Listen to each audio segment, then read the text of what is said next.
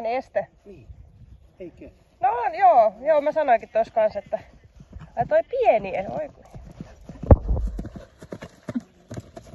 Se tulee helposti 5.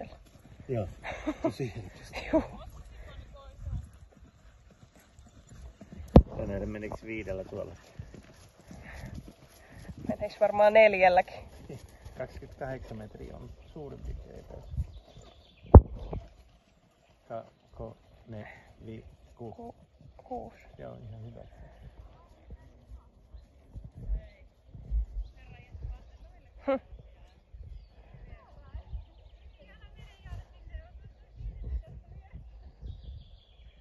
Okei, nyt se oli aika hyvin pystyssä. Nyt se ei ollut niinku kallellaan niin paljon tuolla Joo. vasemmassakaan kaarteissa.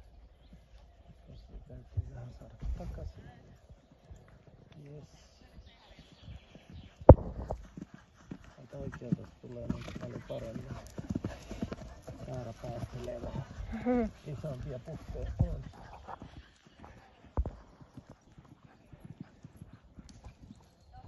Tuo on hyvä, kun näkee etäisyyden oikeasti pääsee vähän jollekin niin just nousutukille niinku sillä rentoutuu vaan. niin. Ja et hevonen niinku pääsee menemään. Oli kyllä kiva hypätä. Joo, ja mukavaa vähän muitakin. Ennen kaikkea sulla, kun ei ollut. Joo, ei pari vuotta. Viime kesä jäi silloin välistä. Niin. Oho, hui.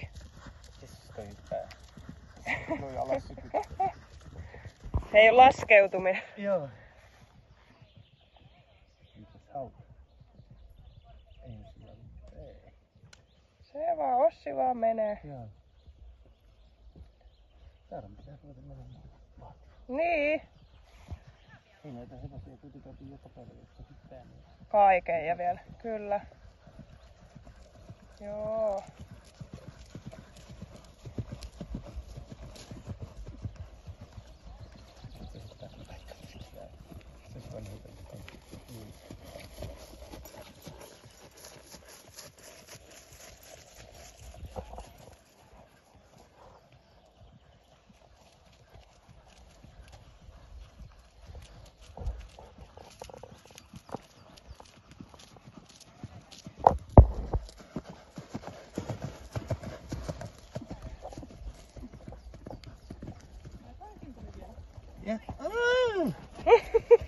Oho!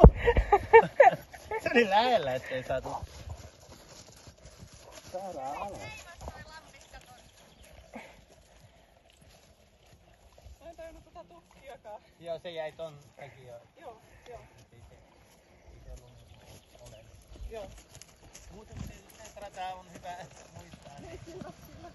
Joo, vähän niin kuin ilmastiin alusta. Mutta tietysti tää nyt on vähän, kun ei ole semmoista, ei ole niin kilpailussa pystyy niin paremmin on aikaa.